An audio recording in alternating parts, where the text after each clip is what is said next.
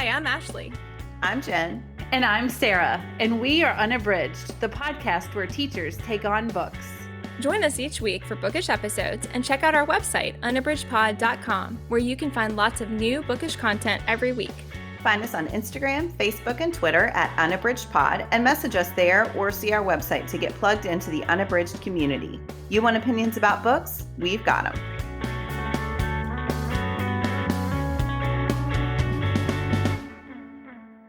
Hi, everyone, and welcome to episode 200. Let's pause just a moment and relish that we have reached episode 200. So today's... Yay! Yay, all the cheers. We need some air horn sounds.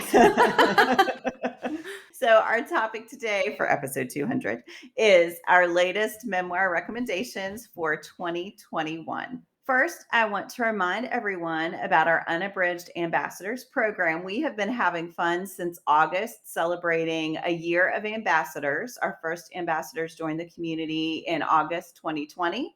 And it's hard to believe that that's been around a year as well, but we are so grateful for our ambassadors. So if you're interested in the program, you can go to our website, unabridgedpod.com/ambassadors to find out more. But basically, this is a program where our community of ambassadors helps to promote episodes and help us make decisions about episode topics and books we might want to read. And then in turn, they get some fun swag, and we highlight our ambassadors every weekend. And yeah, we just have a lot of fun. It's a great group, and we really enjoy that community. So again, if you're interested, you can go to unabridgedpod.com/ambassadors. All right. So before we get talking about our memoirs, we are going to do our bookish check-in. Sarah, what are you reading? I am reading Shira Frankel and Cecilia Kang's An Ugly Truth Inside Facebook's Battle for Domination. And it is very interesting. It's also very disheartening to listen to it because they really did all of this research and examining Facebook's role in the perpetuation of false news during the 2016 presidential election. But in addition, they really examine how Facebook came to be, the structure of their management team, how the management team and the goal of Facebook from the beginning really influenced the way they handled issues when they realized that there were security breaches and data and privacy issues in like 2015, 2016. It's fascinating, and it's very, like I said, as a person who, puts things on social media, it's a really kind of a wake-up call for what the goals of the social media companies are, what they're dealing in, which is our information. That's what makes money for social media companies. It's a great read. It's well researched, well documented. Their interviews, their research, it's impeccable.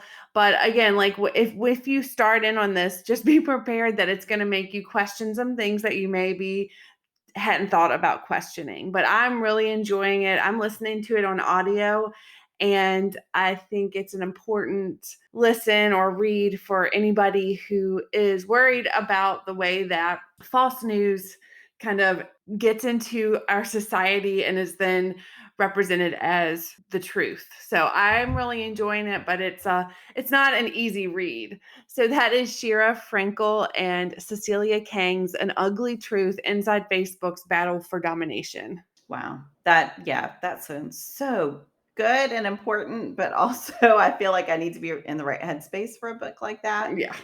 There's books that make me question the truth of my everyday life are not easy reads. So, but yeah, that sounds really good. Ashley, how about you? What are you reading? So one of the things I'm reading right now is Maureen Johnson's Truly Devious. I have had this one on my Kindle for a long time and have wanted to read it and just hadn't gotten around to it, but I'd heard such great things. I am not a mystery reader very often, but have found that I really have enjoyed the ones that I've read. And part of that is because the ones that I've read have been highly recommended and have been a lot of fun. And so this one I've only read a little bit, but I will say that it really grabbed my attention right away, and it balances both fun storytelling with a really somewhat troublesome situation. And I think that that is hard to do, but it's also what cozy mysteries do well. So this focuses on an academy that is in a very reclusive part of Vermont. And the academy is set up for the best and brightest of the future generation who are, artists or inventors or just out of the box thinkers. And it sets up, in the little bit that I've read so far, you see two different timelines happening. The first thread that you see is Albert Ellingham himself, who is the founder of the academy. And you see this unsettling event unfold, and you don't know all of the details at first, but you can see that it's problematic and pretty disturbing. And so that grabbed my attention. And then we cut to Stevie, and she is in the current timeline. And she doesn't really know why she's been selected to be at the academy, but she has an opportunity to go and is very interested in getting away from the kind of generic box education. And so, because of that, you see her and her family and their view of what Ellingham Academy is like as they're arriving to this really remote, very ostentatious area where the school is. And so that's kind of where I am, is seeing those two things lining up. And it is all the things I was hoping for in a cozy mystery. It's moving really quickly. I love the storytelling itself, and I'm interested to see how those threads all tie back together. And Stevie's a great character, so I'm curious to see more about her. So again, that's Maureen Johnson's Truly Devious. I just finished that and absolutely loved it, but it's one of those that it's dangerous because the whole series is out and I just want to read all of them and I can't right now at this moment in my life. So, yeah, I can't wait to see what you think of the end. What about you, Jen? What are you reading? So I am reading, thanks to Libro FM's ALC program, TJ Newman's Falling. And wow, this is a compelling, action packed book. So the premise is it starts with a pilot for this, I think it's called Coastal Airlines. And he's on his plane and he gets a message from his family. And when he gets in touch with them, there's a co-pilot, I should say. So when he's communicating, he is not the only pilot. But when he gets in touch with them, he finds out that there is a person in his home. He has strapped his wife with explosive devices, and he has two kids who are also there. They're gagged and under the control of this person. And the person is saying that Bill either has to crash the plane, killing everyone on board, or they're going to kill his family. And so that is the premise. And eventually, I'm not super far in it, but I have gotten a couple of other perspectives. So there's also a flight attendant on board, Joe, and she is one of the perspectives. So Bill does bring her in fairly early and lets her know what's happening. And then she, of course, is trying to figure out what to do with the passengers. Oh, Bill has also been told that there is someone on the plane that if he does not follow through, that person is going to take care of crashing the plane. And he doesn't know who it is, but that does mean that Joe has to be very careful in what she's revealing to the passengers because she doesn't know who the other person who's in on this whole plot is. And then there is an FBI agent who is the third perspective. So it is propulsive and frightening. I'm glad I'm not flying anytime soon. And yeah, it's really, really good. The audio is great. And so that is TJ Newman's Falling. It I'm sounds not sure I have anything. anxiety inducing. I know. I was like, I don't know if I have anything useful to say back on that one, except that it's not for me. So thank you for sharing that summary because that is not for me. I have seen it all over Instagram, but I did not know anything about the premise. But there you go. All right. Well, I hope you That's enjoy a good one. Trigger warnings abound, perhaps. Although honestly, even hearing the premise might be bad enough. So sorry. I should have handed out some trigger warnings before I even started describing that premise. I should be okay, but I do a lot of flying, so I will not be partaking in that one. All right. Well, there you go. That is very smart. Yep. All right. Well, we are going to move on to our main discussion. Each of us is going to share a memoir that we have enjoyed.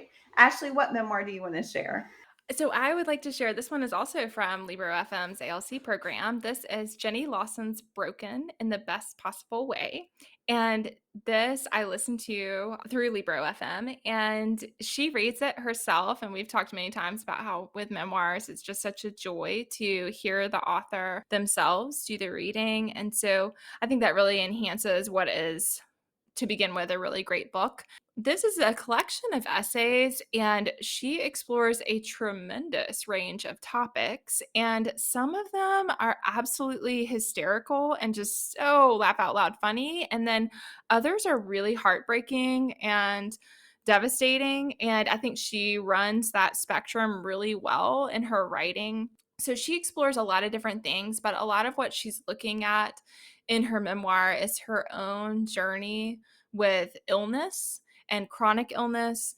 She explores the mental health aspects and also physical aspects of living with chronic illness. And she also looks at how difficult it is to carry yourself in a world that does not seem to want to serve you. And so I think, part of the things that really resonated for me were when there's a part where it's an open letter to insurance companies, and she chronicles her own experience with denial of coverage. And she does need a lot of medications, and she was denied them. And she really just explores what that looks like for a person when you are taken away the right to have the medication that keeps you alive.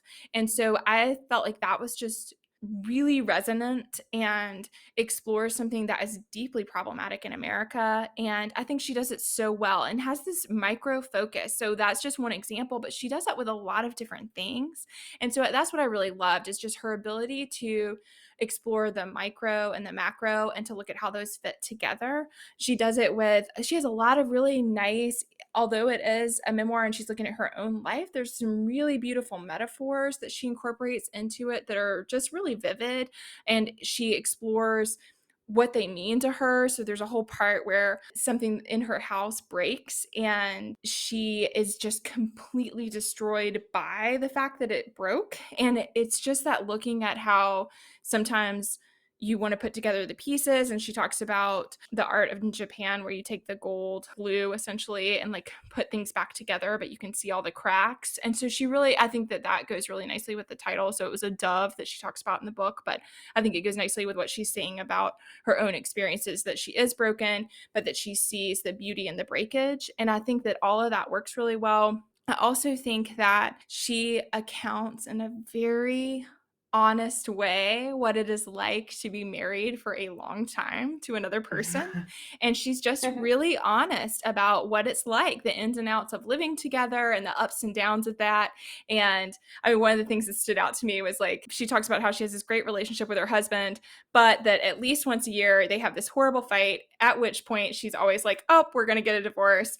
But then time passes, everything's fine, and alas, they make it through another year, and it's just that like levity, but also seriousness of the weight of heavy things. And she talks a lot about her own depression and her struggles with that and how paralyzing that really is for her at times in her life.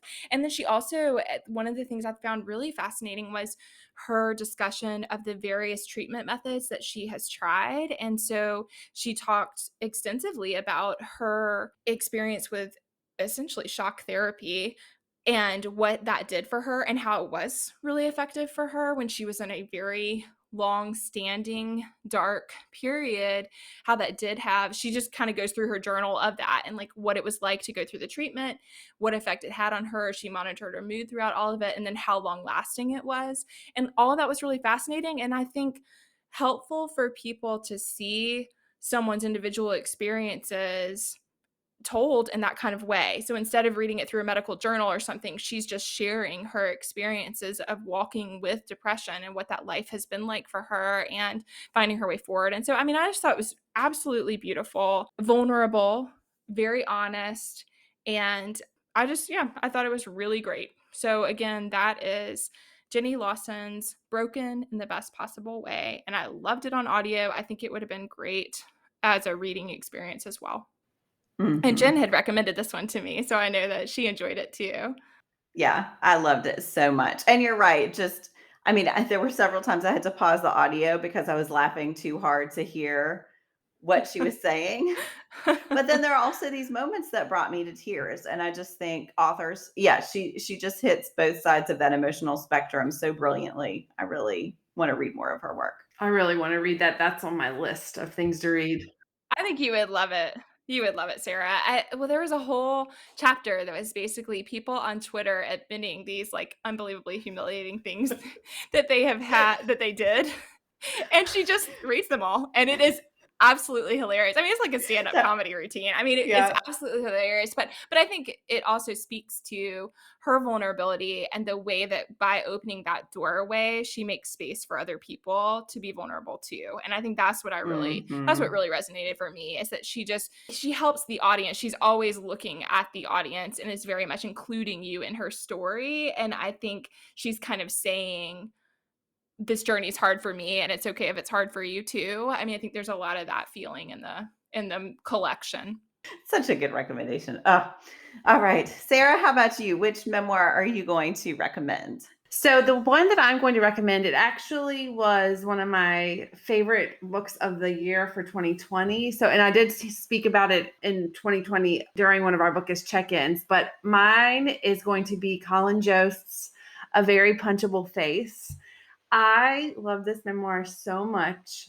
I love Saturday Night Live and I love to watch it and I love the cultural phenomenon that it is and that it's endured for 45 plus seasons. So I really enjoyed Jost's perspectives as a writer on SNL, but it's much more than that. I mean, he really talks about his life and he just has had a very remarkable life. He is from Staten Island. He's very close with his mom. She was involved in helping firefighters during 9/11. So he talks about that. And she's a doctor. And so she was involved in helping the firefighters like with injuries. And she was just very involved in his recounting of how he looks up to his mom and their relationship and how worried he was for her and what she did. I laughed out loud during this book, but I also cried because it was just very poignant. He's just very unfiltered. And just the name of the book, Very Punchable Face, like that came from people telling him that he had a very punchable face. And I don't know, it was way more than I expected it to be. And I did, of course, listen to it on audio because I love hearing it. He reads it and it just was really funny. He tells how he met Scarlett Johansson. He talks about a lot of things that I knew peripherally about his life, but like you get the story behind it. And I thought it was excellent. And I think it gave him a lot more depth, than what you see on SNL. And I hadn't seen a lot like of interviews and things with him. And so I just really felt like it was an excellent memoir. It's really funny.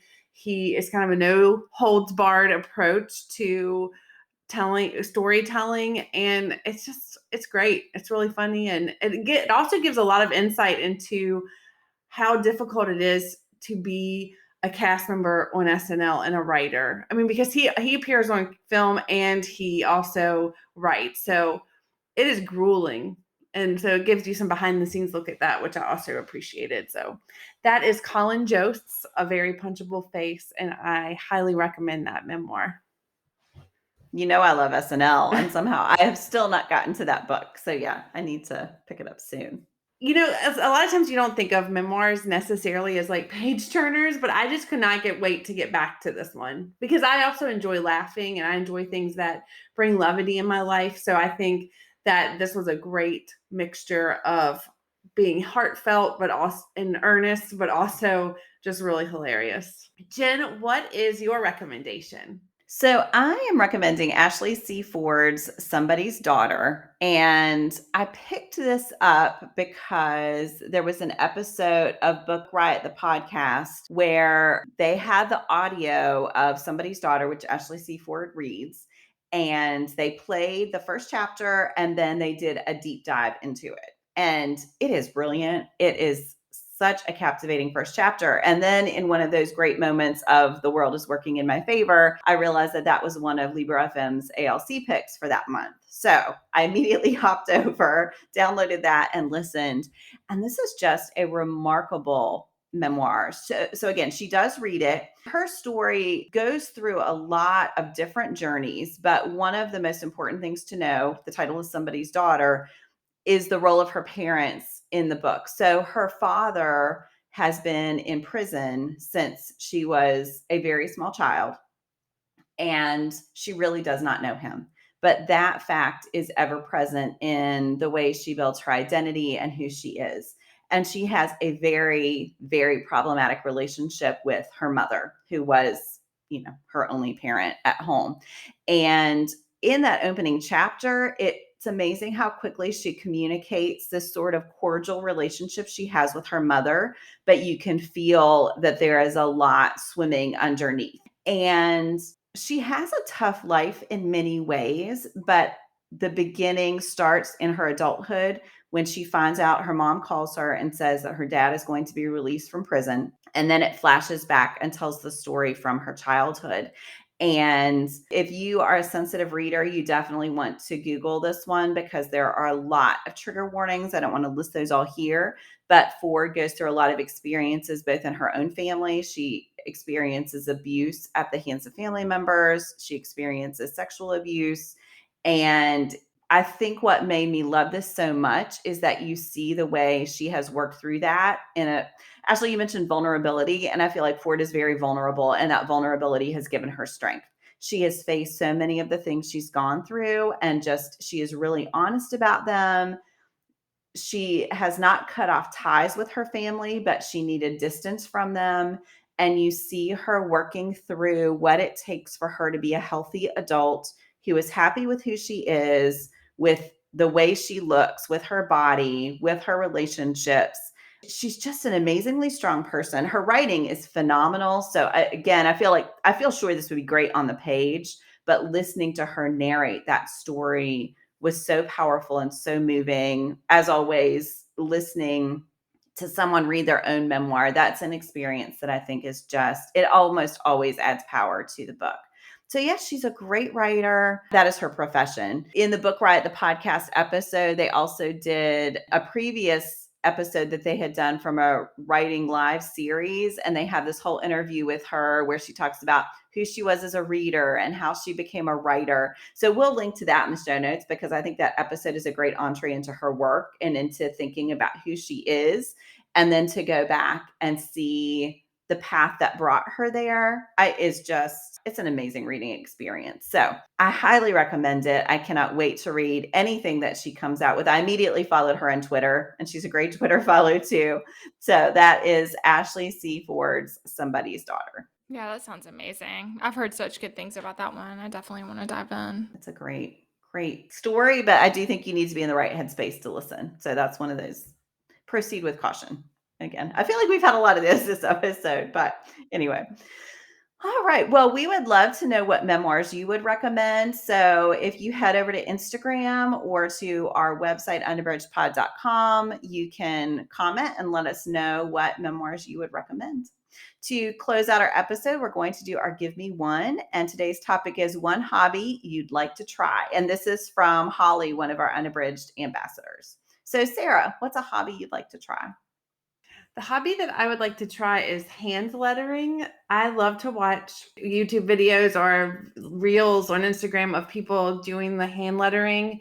And I've gone so far as to buy the supplies and I signed up for a free course, but I just have not taken the plunge to take the time to do it. But it's something that I find very soothing to watch. And so I would like to try it on my own, but I haven't yet. But that is one I would like to dive into. That's a fun one. You know, I love that. I was going to say, Ashley's all over that one. I know. Ashley, how about you? So this one's going to be a retry for me, but I would like to try knitting. So in my early adult life, I started knitting. I got a book and I just kind of taught myself how to knit, and I made some scarves and hats and stuff. I did it for a while. when I lived in South Carolina. And then I went to Japan and I did not knit. And then we moved to Kentucky. And basically all of that was the end of my knitting experience. And so I really loved it. And part of it was the moving, I think, but part of it was that I had kind of mastered is a aggrandizing word there. I think I had kind of gotten figured out the basics of something like a scarf, but I was not ready to do something like a sweater. And so I think part of it was that I lost momentum because the things I had learned to do, I knew how to do okay, but they had gotten a little bit not so interesting, but I needed to go to that next step and I needed help doing that. So actually in Harrisonburg, there is a great yarn shop downtown and they do classes and stuff. So I'm interested in seeing if I could take some of those intro classes and just refresh, because there are times that what I really loved about it is that I'm always talking in here about, I'm a little bit obsessed with productivity to a fault. I don't think I'm like an extra productive person, but I always am thinking about that kind of thing. And so knitting is nice or crocheting, because there are times that you can't be productive in other ways, but you can be doing that while you're doing something else. And so that's what I like about it. And I think I would enjoy, and it is soothing. I mean, like a lot of crafts, there's a soothing component to it. There's a lot of continuity and kind of the movement and all of that. And so it's enjoyable in that way too. So I would like to retry that one. I've been away from it for a long time and need to learn again. What about you, Jen? What's your hobby you'd like to try? So I'm kind of laughing. So just a glimpse behind the show notes curtain here. I often list multiple things, and I feel like I'm looking at my list of two, and one of them is aspirational and probably not realistic. And one of them is the thing that probably could happen. So the aspirational one is hiking, and I like to be outside and in nature. Probably not going to take that one up anytime soon on a regular basis. But the one that is realistic and that I will officially share is crossword puzzles. And I have done those in the past. I think what's holding me back is right now, if I have extra time, I'm reading. A lot of that has to do with the podcast. And while I can multitask many things, I cannot do crossword puzzles while reading. And so even listening to audiobooks, I know, if only I could split my brain in two. So, but I also think sometimes that obsession with constantly reading is not always healthy. And so, yeah, it might be good to have something else to add to my list of hobbies, which right now is reading and watching TV. Well, Jen, so New York Times has these daily puzzles, right? And Mahan does them obsessively. So you may find that you enjoy that. There's one, it looks like a honeycomb. It is not a crossword, but yeah, it I've is seen that. The bee or something. Yes. Yeah. And you build as many words as you can. You have to use the central letter, and then there are letters around it, and you build as many words as you can. And every day there's a new set, and it always has an anagram. And it always has a certain level of points, at which point you are a genius. So I think that he obsessively fills it out largely to make sure that he hits the genius level on That's funny. on the daily goal or whatever. But it does seem like those puzzles seem like they're pretty fun. So that might be a nice. And a lot of them, there's a mini crossword that's really quick. And there's a couple of others, but all of them are word related, but maybe not quite as involved as a full on, New York Times crossword. That might be good. Linda Holmes, who I love from NPR and follow obsessively on Twitter. I love to see her dog updates, which I think I've talked about before. But she always talks about the bee, and she'll be like, if she's stuck on something, she'll put out that she's stuck on the bee or whatever. Is that what it's called? Every time. Yeah. He lets our kids, kind of play and try to find words too. And every time I see him really focused on his phone, almost always, that's the one he's on. But he does the other ones too. So yeah, they have a series of them that I forget exactly how you sign up, but it's not a huge investment and they seem like they're pretty fun. Yeah, I'll have to try that. That might be a good entryway into the bigger crossword. But all right. Well, on Monday, we will have our Give Me One post on Instagram, and our account there is @UnabridgedPod. So let us know one hobby you'd like to try, and you can be as aspirational or non-aspirational as you want. Thanks so much for listening.